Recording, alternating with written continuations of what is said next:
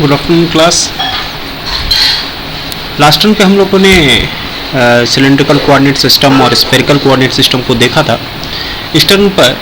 हम लोग एक बार फिर उनको थोड़ा सा रिवाइज करेंगे और देखेंगे कि किस तरीके से स्फेरिकल कोऑर्डिनेट सिस्टम बनता है और उसके यूनिट वेक्टर्स किस किस डायरेक्शन में होते हैं। तो स्फेरिकल कोऑर्डिनेट सिस्टम में तीन चीज़ें होती हैं। एक होता है R that is radius, then होता है theta that is polar angle, and फिर होता है फाई। तो ये कैसे कैसे बनता है इसको अगर देखें हम लोग, तो ये जो आर होता है, अगर कोई भी पॉइंट अगर हम लोग मार्क कर रहे हैं तो ओरिजिन से जो उस पॉइंट तक जो भी एक रेडियल आउटवर्ड वेक्टर बनेगा, दैट रेडियल आउटवर्ड वेक्टर या जो रेडियली आउटवर्ड जो भी डिस्टेंस बनेगी वो एक आर कहलाएगी, या that will be called radius.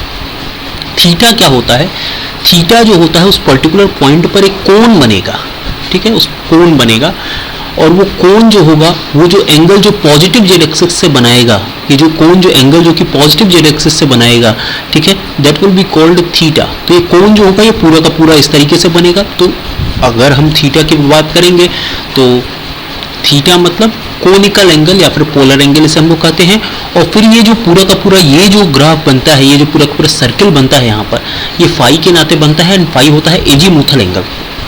तो एजीमुथल एंगल क्या होता है? पॉजिटिव एक्स डायरेक्शन से जो भी हम लोग काउंटर क्लॉकवाइज डायरेक्शन में मूव करते हैं तो जो कुछ भी होता है उस तरीके से यहाँ पर फाई बनता है, ठीक है। तो इस तरीके से जब हम लोग कोई भी एक रेडियस ले लिया, ठीक है ना, उस पर अगर हम लोगों ने एक कोण बना लिया, एक एंगल बना लिया, तो इस तरीके से कोण बन जाएगा। और कोण का एक तरीके से आपको एक इस तरीके से एक पर्टिकुलर आपको रेडियस, अगर आपको केवल रेडियस दिया रहे तो आप रेडियस से तो कुछ नहीं मार्क कर सकते। रेडियस मतलब कुछ भी हो सकता है, वो किसी भी डायरेक्शन में हो सकता है। और अगर आपको एक थीटा दे दिया तो आपको एक डायरेक्शन मिल गई, ठीक है। और जब आपको एक पर्टिकुलर फाई की वैल्यू दे दिया तो थीटा की भी वैल्यू किसी भी डायरेक्शन में कहीं पर भी, आखिरकार अगर आपको केवल आर दे दे और थीटा दे दे तो थीटा का मतलब वो इस पॉइंट पर कहीं पर भी हो सकता है, इस पूरे के पूरे कोण के किसी भी एज पर हो सकता है, ठीक है। तो अगर आपको फाई एक्चुअली पता चल जाए कि व्हाट विल बी फाई, तो आप अगर फाई इक्वल टू 0 डिग्री है तो आप इस पॉइंट को मार्क कर सकते हो, फाई इक्वल टू 90 डिग्री है तो आप इस पॉइंट को मार्क कर सकते हो, फाई इक्वल टू 180 है तो आप इस पॉइंट को मार्क कर सकते हो, 270 है तो इस पॉइंट को मार्क कर सकते हो। इस तरीके से आप अलग अलग एंगल्स पर पर्टिकुलरली अकॉर्डिंग टू फाई आप कोई भी पॉइंट इस पर्टिकुलर एंगल पर लोकेट कर सकते हो। तो जो सेक्शन डिवाइड किया हुआ है उसको अलग अलग तरीके से दिखाया हुआ है, ठीक है। ये देखिए, ये एक तरीके से आपका ये जो प्लेन बन रहा है, ठीक है, ये प्लेन एक तरीके से फाई वाला प्लेन बन रहा है। फाई वाला प्लेन मीन्स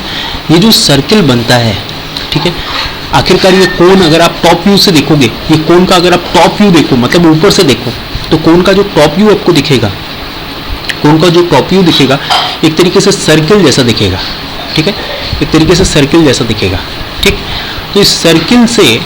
अब आप क्या कर सकते हो कि ये जो सर्किल जो बनेगा, ठीक है ना, यहाँ से आप एंगल फाई डिफाइन कर सकते हो। अगर ये एक्स एक्सिस होगा और अगर ये एक्सिस वाई एक्सिस होगी तो आप कह सकते हो कि फाई इक्वल टू 0 डिग्री यहाँ पर होगा, फिर 180, फिर 90 होगा, फिर 180 होगा, एंड फिर वापस 270 एंड 360। तो इस तरीके से आप फाई को लोकेट कर सकते हो, ठीक है। इस तरीके से फाई जो होगा वो रोटेट करता जाएगा। अगर मैं इसको बनाना चाहूँ तो जैसे कि यहाँ पर अगर देखिए इस तरीके से अगर मैं फाई को दिखाना चाहूँ, ये है फाई इक्वल टू 0 डिग्री है, एंड फिर जैसे जैसे आपकी फाई की वैल्यू चेंज होती जाएगी वैसे वैसे यहाँ पर वैल्यू जो है वो चेंज होती जाएगी, ठीक है। जैसे जैसे आपकी वैल्यू चेंज होती जाएगी वैसे वैसे यहाँ पर जो भी वैल्यूज़ होंगी वो अकॉर्डिंगली यहाँ पर चेंज होती जाएंगी, ठीक। यहाँ पर वापस फाई इक्वल टू 360 आ गया, ठीक। उसके बाद अगर आप थीटा की बात करो तो थीटा भी उसी तरीके से आप मार्क कर सकते हो। थीटा इक्वल्स टू क्या होगा? थीटा इक्वल्स टू एक तरीके से कोनिकल एंगल होगा जो कि यहाँ से ऐसे स्टार्ट होगा, मान लीजिए ये है, ठीक है, और फिर ये theta equals to 10 degree, 20 degree, 30 degree, 40 degree,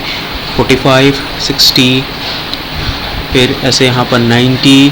and then after ऐसे रिवर्स में 180। तो इस तरीके से कोनिकल एंगल होगा, चूँकि कोण दोनों डायरेक्शन में बनेगा तो आप इस तरीके से यहाँ पर थीटा को भी मार्क कर सकते हो, ठीक। तो कोई भी पॉइंट अगर हम लोग यहाँ पर P को मार्क कर रहे हैं तो ये मान लीजिए कोई भी पॉइंट P है यहाँ पर, ठीक। तो P जो मार्क होगा, ठीक है, P पर एक तरीके से तीन तरीके हैं, ये R है,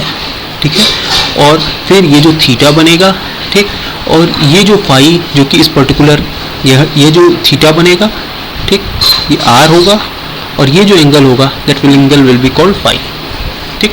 तो इस तरीके से दिया हुआ है, ठीक है। अब अगर मैं यहाँ पर यूनिट वेक्टर कौन कौन से होंगे और किस किस डायरेक्शन में होंगे, अगर मैं इसकी बात करता हूँ तो एक जो होगा वो रेडियल यूनिट वेक्टर होगा जो कि ए आर वाली डायरेक्शन में होगा, इसे आप कहोगे ए आर कैप, ठीक है, ए आर कैप। तो ए आर कैप देखिए कहाँ पर होगा, ए आर कैप अगर मैं यहाँ पर बनाऊँ तो जो भी पॉइंट रेडियली आउटवर्ड पूरे के पूरे स्फीयर पर जो भी पॉइंट रेडियली आउटवर्ड जिस भी पॉइंट पर आप ओरिजिन से स्टार्ट करोगे, तो ये देखिए ये है जो भी पॉइंट आपका रेडियली आउटवर्ड आएगा, जैसे कि अगर आप पॉइंट पी को फिलहाल यहाँ पर मार्क कर रहे हो, तो ये जो भी पॉइंट है, ये जो भी पॉइंट आपको मिल रहा है रेडियली आउटवर्ड, इस तरीके से इन दोनों पॉइंट को लाइन को ज्वाइन करती हुई जो लाइन है, ठीक है ना, ये एक तरीके से आपको क्या मिलेगी, ये आपको ए आर कैप वाली डायरेक्शन को रिप्रेजेंट करेगा, ठीक है, this will represent A R cap direction, ठीक है। फिर ए फाई कैप मतलब ए आर कैप मतलब उस पॉइंट पर जस्ट रेडियली आउटवर्ड, ए फाई और ए थीटा, तो ए थीटा देखिए क्या होगा, ए थीटा मतलब वो जो कोण होगा उस कोण पर जो परपेंडिकुलर ड्रॉ होगा, मीन्स ये जो कोण होगा ना, यहाँ पर जहाँ कर भी कोण होगा उस कोण पर जो परपेंडिकुलर ड्रॉ होगा, मीन्स इस तरीके से आप समझ सकते हो कि इस कोण पर देखिए परपेंडिकुलर अगर मुझे ड्रॉ करना है तो इस तरीके से ये होगा परपेंडिकुलर, ठीक है ना, that will be A theta, ठीक, ये होगा आपका ए थीटा, ठीक। ऐसे ही आप कहीं पर भी ए थीटा आप समझ सकते हो कि जो भी कोण वाला जो कोण बन रहा होगा उस पर जो परपेंडिकुलर होगा that will be A theta, ठीक। जैसे कि यहाँ पर अगर आप इस कोण पे देखोगे तो इस तरीके से आप देखोगे तो हर एक पॉइंट पर अलग अलग होगा, यहाँ पर देखिए रेडियली आउटवर्ड इस तरीके से होगा, इस तरीके से होगा, तो जहाँ पे जो कोण बन रहा होगा उस पर जो जस्ट परपेंडिकुलर होगा, नॉर्मल होगा, वो थीटा कहलाएगा, ठीक है। और फिर जो फाई होगा, तो अगर आप टॉप व्यू से देखो तो फाई ना एक्चुअली अंदर कहीं होगा, अगर इस पॉइंट पर देखोगे तो इस तरीके से कहीं जा रहा होगा, ठीक है, इस तरीके से अंदर कहीं जा रहा होगा, ठीक।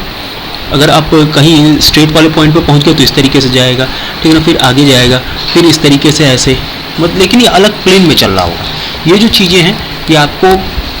जेड एक तरीके से इस प्लेन में एक्स वाई प्लेन में नहीं है, लेकिन जो फाई वाला जो एंगल होगा वो एक तरीके से प्योरली एक्स वाई प्लेन में होगा। तो अगर मैं टॉप व्यू इसका देखता हूँ तो कोण का जो टॉप व्यू दिखेगा वो उस तरीके से सर्किल जैसा दिखेगा, ठीक है। तो फाई की जो डायरेक्शन होगी, जैसे अगर पर्टिकुलरली अगर हम लोग यहाँ पर इस पॉइंट पर देखें तो इस पॉइंट पर फाई की डायरेक्शन हम लोग इस तरीके से डिफाइन कर सकते हैं, ऐसे इस पॉइंट पर फाई की डायरेक्शन हम लोग इस तरीके से डिफाइन कर सकते हैं, इस तरीके से ए फाई की डायरेक्शन हम लोग इस तरीके से और इस तरीके से यहाँ पर डिफाइन कर सकते हैं। तो फाई की डायरेक्शन मतलब ये होगा कि अगर हम लोग इस पर्टिकुलर पॉइंट पर बात करेंगे, ये जो एज वाला होगा,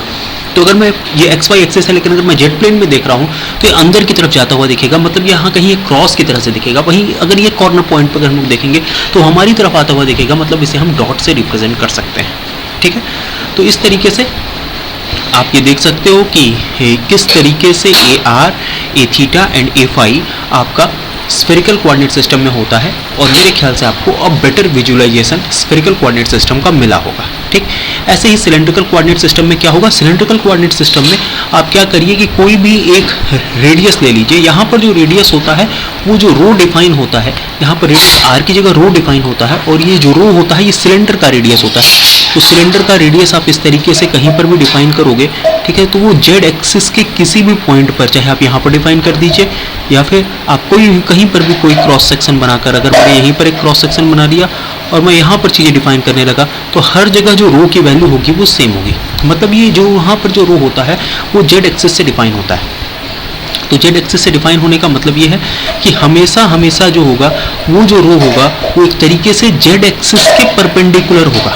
ठीक है। जेड एक्सिस से उस पर्टिकुलर पॉइंट पर जो भी पॉइंट बाहर की तरफ जा रहा होगा उस पर रेडियली आउटवर्ड होगा। स्फेरिकल कोऑर्डिनेट सिस्टम में जो ए आर था वो ओरिजिन से डिफाइन हो रहा था, यहाँ पर जो भी होगा वो जेड एक्सिस से डिफाइन होगा, ठीक है। ए जेड डायरेक्शन तो रेडियली अपवर्ड होगी, ठीक है ना। ए फाई आपको पहले से ही बता दिया, आप टॉप में देखोगे तो ए फाई इस तरीके से आएगा, ठीक है। ए फाई क्या होगा, ए फाई जो होगा वो हर जगह जो है इस पर एक तरीके से अगर आप अलग अलग डायरेक्शंस देखोगे तो ए फाई जैसा कि यहाँ पर आपको दिखा रखा था, ए फाई कुछ इस तरीके से आपको दिखेगा, ए फाई जो है वो कुछ इस तरीके से दिखेगा। जैसे यहाँ पर अगर आप ए फाई देखोगे तो इस तरीके से दिखेगा, वैसे ही अगर आप ए फाई यहाँ पर देखोगे तो इस तरीके से दिखेगा, ठीक है। वहीं आप ए फाई यहाँ पर देखोगे तो आपको इस तरीके से बनता हुआ दिखेगा, ठीक है। वहीं आप ए फाई यहाँ पर देखोगे तो आपको इस तरीके से बनता हुआ दिखेगा, ठीक। वहीं जो ए रो होगा, ए रो जो है आपका जस्ट जेड एक्सिस पे रेडियली आउटवर्ड, मतलब कहीं पर भी कोई भी आप लाइन ले लीजिए, कोई भी आप लाइन ले लीजिए, ठीक, ये देखिए,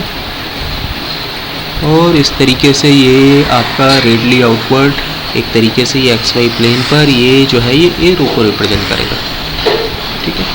और हर जगह देखिए, चाहे यहाँ पर देखिए तो ए फाई उसके परपेंडिकुलर है, यहाँ पर देखिए ए फाई इसके परपेंडिकुलर है, यहाँ पर देखिए ए फाई इसके परपेंडिकुलर है, यहाँ पर देखिए ए फाई इसके परपेंडिकुलर है।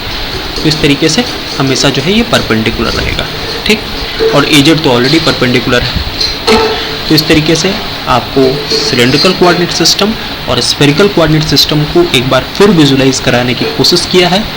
ठीक। अगले टर्म पर हम लोग ये कोशिश करेंगे